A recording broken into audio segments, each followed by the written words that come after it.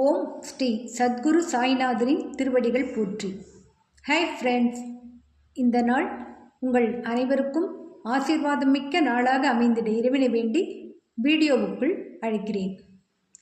எவ்வளவுதான் வசதி வாய்ப்புகளோடு நாம் வாழும் பாக்கியத்தை இறைவன் அருளியிருந்தாலும் நம் மனம் மாயையில் நம்மை சிக்க வைத்து மேலும் மேலும் ஏதாவது சம்பாதிக்கலாமே என்றுதான் நம்மில் அநேகரை சிந்திக்க வைக்கும்.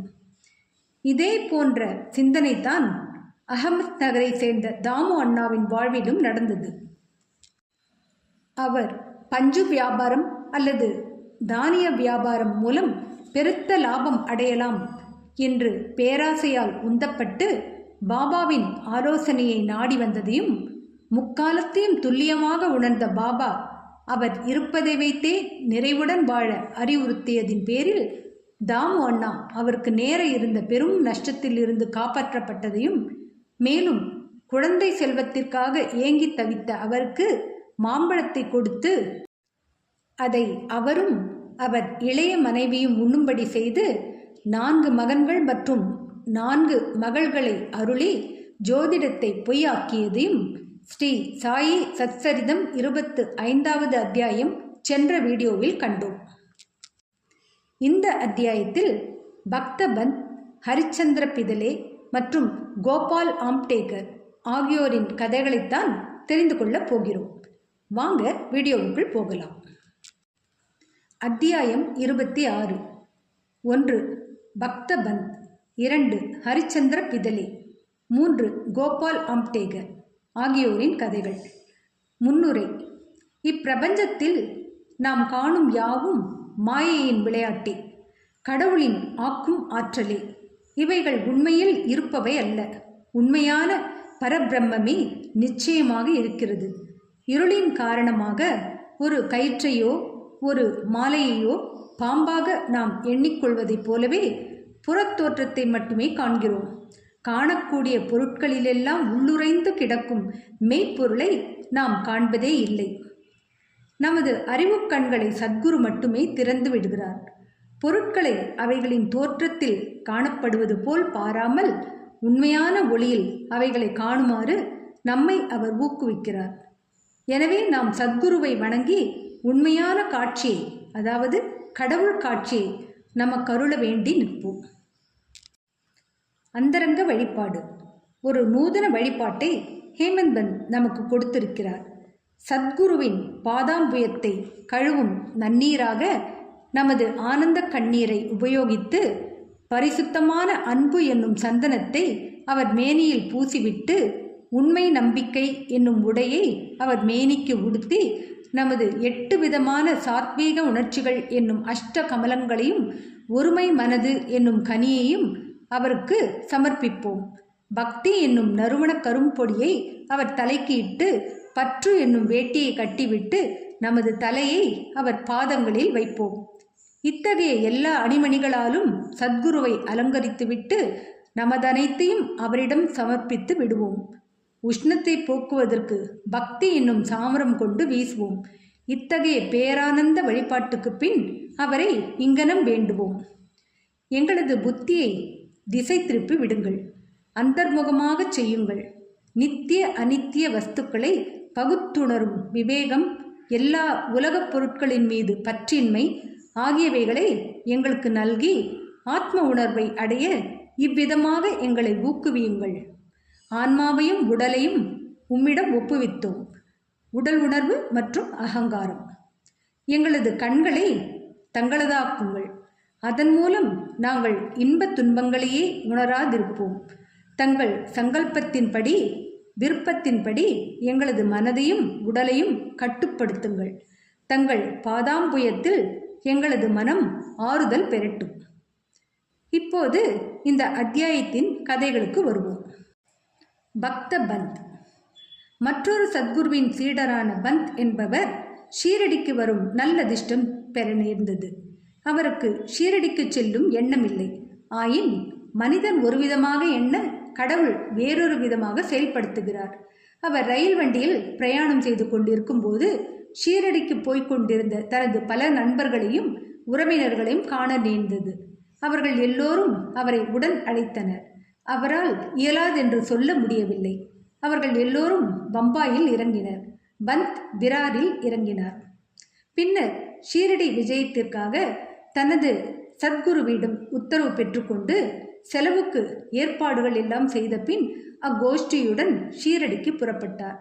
எல்லோரும் மறுநாள் ஷீரடியை அடைந்து மசூதிக்கு சுமார் 11 மணிக்கு சென்றனர். பாபாவின் வழிபாட்டுக்காக குழுமியுள்ள பக்தர்கள் வந்து கொண்டும் போய்கொண்டும் இருப்பதைக் கண்ட அவர்கள் எல்லோரும் மிகவும் மகிழ்ந்தனர்.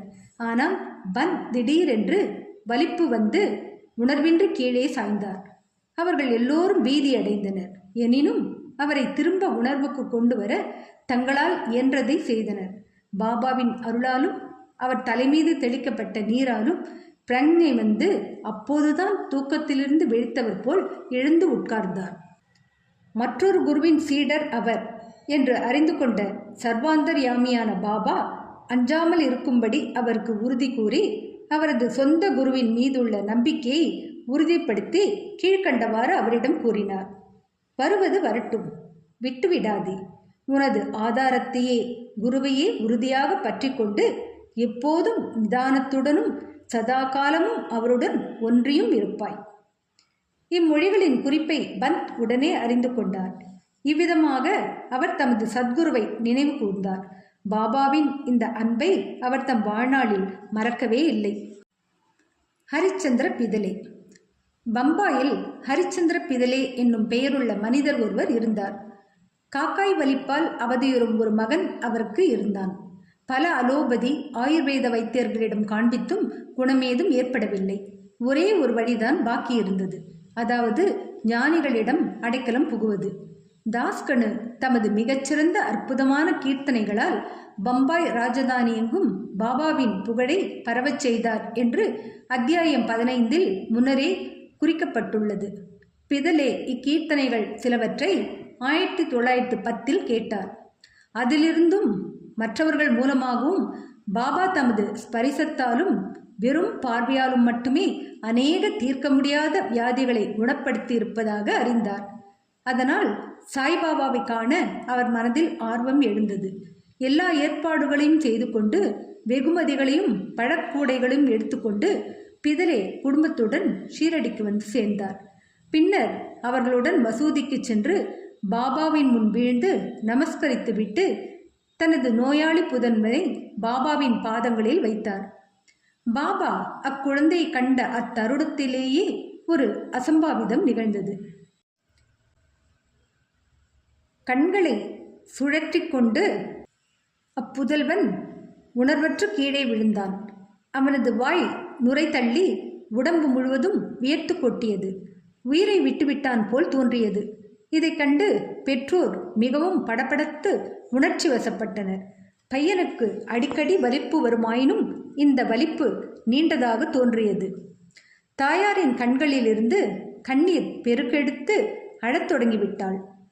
கொள்ளைக்காரனுக்கு பயந்து ஒரு வீட்டில் ஒளிந்த ஒருவன் மீது அவ்வீடு சரிந்து வீழ்ந்து விட்டதைப் போலவும், புலிக்கு பயந்து ஓடிய பசு ஒன்று கசாப்பு கடைக்காரன் கையில் அகப்பட்டு கொண்டதைப் போலவும், வெப்பம் தாங்காத ஒரு மரத்தடியில் ஒதுங்கிய ஒரு வழிப்போக்கன் மீது அம்மரமே சாய்ந்து வீழ்ந்து விட்டதைப் போன்றும், பக்தியுள்ள ஒருவன் கோவிலுக்கு வழிபடச் சென்ற போது அக்கோவிலே அவன் மீது இடிந்து விழுந்து விட்டதைப் போன்றும் தனது நிலை இருப்பதாக கூறி அவள் ஓலமிடத் தொடங்கினாள்.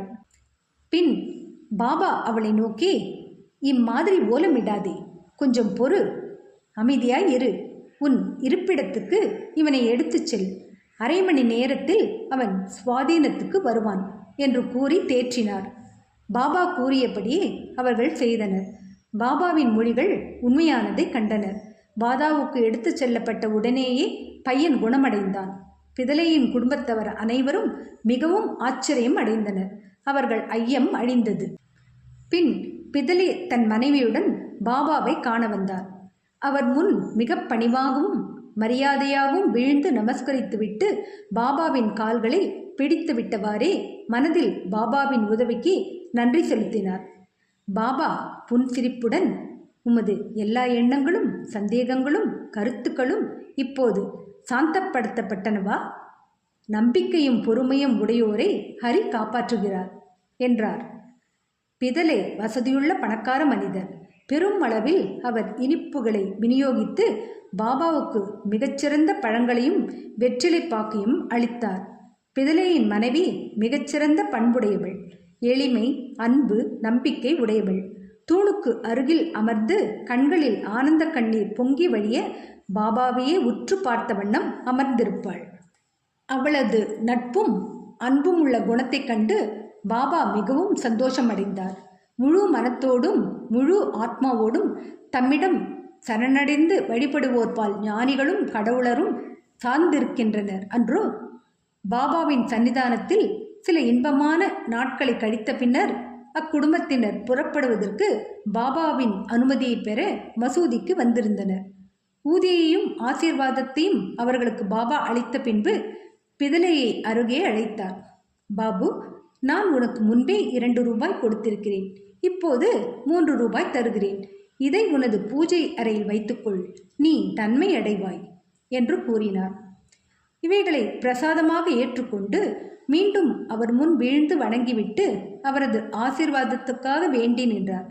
ஷீரடிக்கு இதுவே தமது முதல் விஜயமாதலால் பாபா தாம் முன்னரே 2 ரூபாய் கொடுத்ததாக சொல்லியது தமக்கு விளங்கவில்லை என்ற எண்ணம் அவர் மனதில் எழுந்தது. இப்புதிர் விடுபடுவதற்கு அவர் ஆவலாய் இருந்தார். ஆனால் பாபா மௌனமாக இருந்துவிட்டார். பிதலே பம்பாய்க்கு திரும்பிய பின் தனது கிழத்தாயாருக்கு ஷீரடியில் நடந்த எல்லாவற்றையும் பாபா அவருக்கு முன்னரே 2 ரூபாய் கொடுத்திருப்பதாக சொன்ன புதிரையும் கூறினார். அந்த கிழவிக்கும் அப்புதிர் புரியவில்லை. ஆனால் இதை பற்றி தீவிரமாக சிந்தித்த பின் நினைவுக்கு வந்த ஒரு பழைய சம்பவம் அப்புதிரை விடுவித்தது. உனது மகனோடு இப்போது நீ சாய்பாபாவை பார்க்க சென்றது போல் பல ஆண்டுகளுக்கு முன் உனது தந்தையும் உன்னை அக்கல்கோட்டுக்கு அப்பெருமானின் தரிசனத்துக்காக அழைத்துச் சென்றார். அப்பெருமான் கூட ஒரு சித்தர், பரிபூர்ண யோகி, சர்வ வியாபி, தாராள மனதுடையவர். உனது தந்தை தூயவர், பக்தி உடையவர். அவரது வழிபாடு ஏற்றுக்கொள்ளப்பட்டது. அவர் உனது தந்தைக்கு 2 ரூபாய்களை பூஜை அறையில் வைத்து வழிபடுவதற்காக அளித்தார். உனது தந்தை தான் சாகும் வரை அதை முறைப்படி வழிபட்டு வந்தார். ஆனால் அதற்கு பின் வழிபாடு புறக்கணிக்கப்பட்டு அந்த ரூபாய்கள் தொலைந்து போயின. சில ஆண்டுகளுக்கு பின் அவற்றின் நினைப்பும் மறந்து போயின.